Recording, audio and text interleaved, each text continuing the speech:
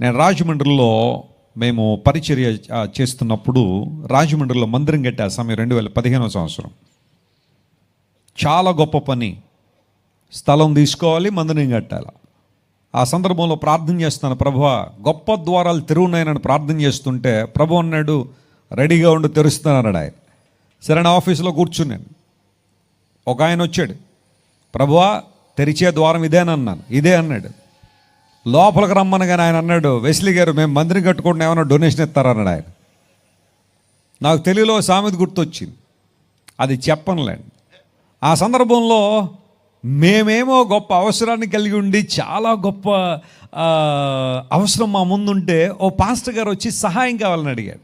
ఆయన మా లీగ్లో ఉన్నవారు కాదు, లేదా మా పరిచర్యలో ఉన్నవాడు కాదు, ఎవరో ఒక అన్నోన్ పర్సన్.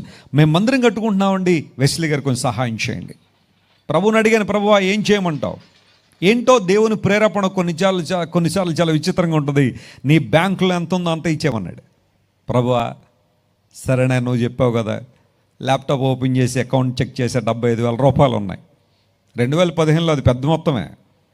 75,000 రూపాయలు చెక్ రాసి ఆయనకి ఇచ్చేస్తే ముందు ఆయన నమ్మలేదు. వెస్లీ గారు నిజమేనండి అన్నాడు. నిజమే బాబు, తీసుకెళ్ళిపో అన్నాడు. ప్రభువు చెప్పాడు.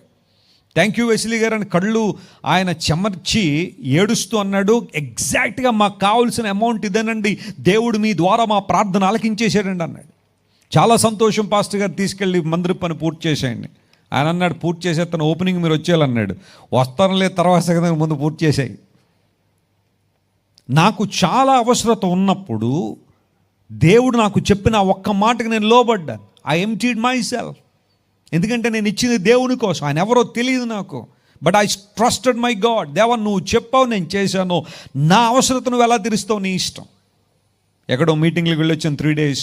ఆ తర్వాత ఒకసారి కూర్చుంటే యూజువల్గా కొంతమంది మాకు ఉత్తరాలు రాసేటప్పుడు ఇది వెస్లీ గారే ఓపెన్ చేయాలి, లేదా బ్లెస్సీ గారే చదవాలి అని కొన్ని కవర్స్ పంపిస్తూ ఉంటారు, ఎన్వలప్స్ వస్తూ ఉంటాయి.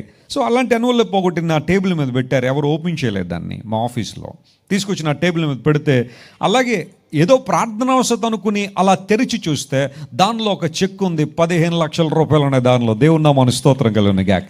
అంటే నా దేవుడు నా విశ్వాసాన్ని పరీక్షించాడు. ఆయన మాటకు నేను లోబడితే ఆయన తెరిచే ద్వారాలు ఎంత గొప్పగా ఉంటాయో నేను అర్థం చేసుకుని, ఇది నా పరిచర్యలో ఏదో ఒక్క సంఘటన మీకు చెప్పాను, ఇలాంటి చాలా ఉన్నాయి. ఎందుకు మాట చెప్పాను తెలుసా?